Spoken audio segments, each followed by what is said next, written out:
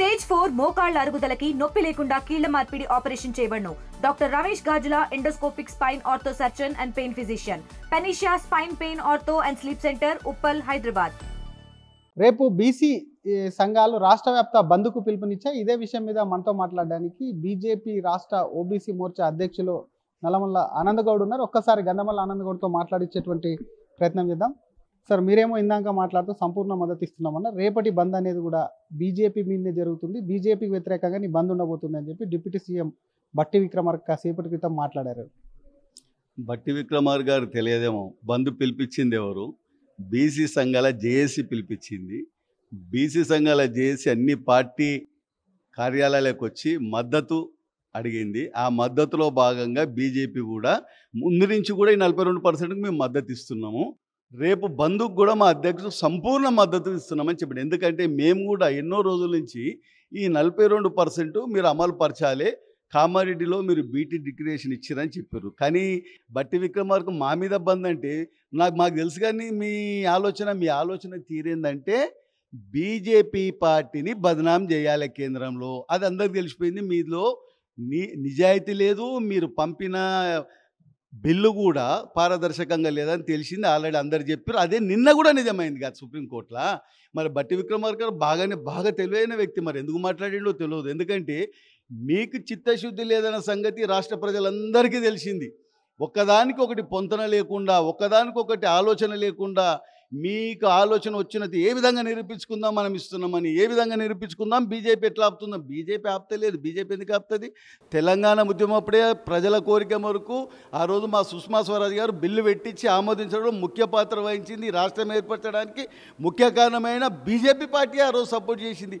మీకు ప్రయత్నమే లేదు. మీరు బిల్లు ఇక్కడ అసెంబ్లీలో పాస్ అయిన తర్వాత ట్రైన్లో పంపిస్తే ఢిల్లీకి పోకముందే మీరు జంతర్ మంతర్ దగ్గరకు పోయి పెద్ద డ్రామా చేసి ధర్నా చేసి మీరు ప్రజలను తికమక పెట్టాలన్నారు. మీ చిత్తశుద్ధి అనే కనిపిస్తుంది.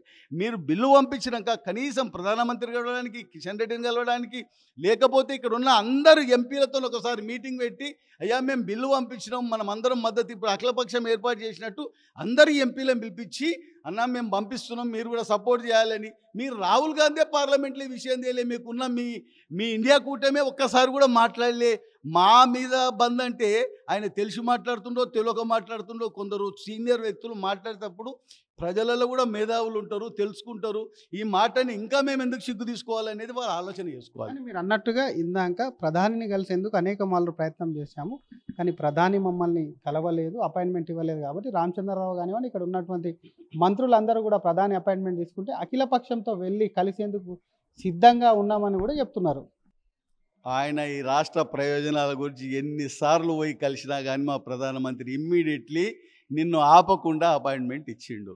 ఈ 2 నెలల నుంచి ఈ డ్రామా మొదలుపెట్టి మాకు ప్రధానమంత్రిని పిలుస్తారు, రా రేవంత్ రెడ్డి గారు కామారెడ్డిలో ఏమి ఇచ్చిరట, నాకు ఇంటెలిజెన్స్ ద్వారా తెలిసింది, ఫైల్ తీసుకొని రా, నేను వచ్చి నీతో మాట్లాడగానే సంతకం పెట్టి పంపిస్తా అని చెప్పి పంపిస్తాడా?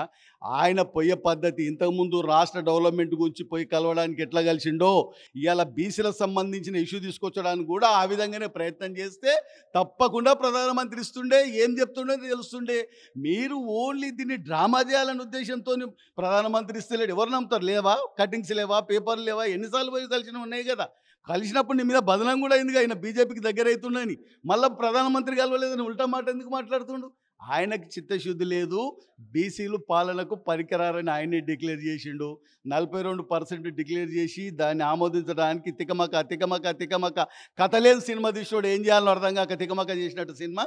ఆయన ఈ బీసీ బిల్లుని అనేక రకాలుగా తిప్పి విశ్వదాభిరామ వినరవేమ లాస్ట్కి వస్తే నా పార్టీకి వెళ్ళి ఇస్తాను 42% అనే పరిస్థితికి వచ్చింది. కాబట్టి దీని విషయంలో చెప్పి ఆయనకి చెప్పడం వేస్ట్ అని అనుకుంటున్నాం. మేము ఎక్కడెక్కడ ఎవరెవరు పాల్గొంటారు, ఏ టైంలో పాల్గొంటారు, ఏమన్నా ప్రిపేర్ చేసిందా పార్టీ? మా పార్టీ ఎక్కడ నాయకులు ఎక్కడుంటే అక్కడ జేసీ వాళ్ళు ఇన్ఫార్మ్ చేస్తారు. వాళ్ళు అన్న ఈ ఏరియాలో మాది ఇది అవుతుంది కాబట్టి మీరు రావాలని పాల్గొని చెప్తారు. ఏ జిల్లాలో ఉన్న నాయకులు జిల్లాలో, రాష్ట్ర స్థాయి నాయకులు కూడా ఎక్కడెక్కడ వాళ్ళు అవైలబుల్ ఉంటే అక్కడెక్కడ సంఘీభావం తెలుపుకుంటూ ఇందులో పూర్తి స్థాయిలో ఇన్వాల్వ్మెంట్ అవుతుర్రు. బీజేపీ మేము 42% కావాలని కోరుకుంటున్నాం, మద్దతు ఇస్తున్నాం. పార్లమెంటుకు కూడా ఇలా దేశంలో అందరు ఎంపీలు కూడా సపోర్ట్ చేస్తే మా పార్టీ కూడా ఎందుకు వద్దంటది? మీ ప్రయత్న లోపం ఉంది, మీ నిజాయితీ లోపం ఉంది, మీ సంకల్పం కరెక్ట్ లేదు. మీరు బీసీలను మోసం చేయడానికి చేస్తున్న నాటకాన్ని మా పేరు తీసుకోవద్దు. మీరు చేసినా చేయకున్నా తప్పనిసరిగా రాష్ట్రంలో దేశంలో బీసీలకు అత్యధికంగా మేలు చేసే ప్రభుత్వం నరేంద్ర మోడీ గారి ప్రభుత్వం. అది 2-3 ఏళ్ల తర్వాత మీరు దిగిపోయిన తర్వాత మీరు ఇంట్లో కూర్చొని చూస్తారు. Thank you sir. ఇది రేపటి బంద్కు బీజేపీ సంపూర్ణ మద్దతు ఇవ్వడమే కాకుండా ఎక్కడికక్కడ నాయకులు కూడా అక్కడే బంద్లో పాల్గొంటారు. అసలు బీసీ జేఏసీ నాయకులు ఎవరైతే ఉన్నారో వారి ధర్నాకు సంబంధించి కూడా సంప్రదింపులు జరిపి ధర్నా చేశారు. బట్టి విక్రమార్కకు సంబంధించి కూడా ఆయన మాటలు అవగాహన రహితంగా ఉన్నాయి. చాలా తెలివిగా కూడా బీసీల మీద ప్రేమ లేదు కాబట్టి ఆయన అలా మాట్లాడుతున్నాడు. అసలు బీజేపీ మీద ఎందుకు పోరాటం చేస్తారు? మీ ప్రయత్నం లోపమే ఉంది అని చెప్పి కూడా బట్టికి అటు బీజేపీ రాష్ట్ర ఓబీసీ మోర్చా అధ్యక్షులు గంధమల్ల ఆనంద్ గౌడ్ కౌంటర్ ఇస్తున్నారు. కెమెరామెన్ గజపతో శ్రీధర్, RTV హైదరాబాద్. తెలుగులో న్యూస్ కి ఫాస్టెస్ట్ యాప్ ఇప్పుడు టోటల్లీ న్యూ అవతార్లో జస్ట్ 5 సెకండ్స్ లో కంప్లీట్ న్యూస్. సోషల్ మీడియాలో ట్రెండ్స్ కి one stop solution. Live TV app voice search option తో ఇప్పుడే డౌన్లోడ్ చేయండి లేదా అప్డేట్ అయిపోండి. యాప్ లింక్ డిస్క్రిప్షన్ లో ఉంది.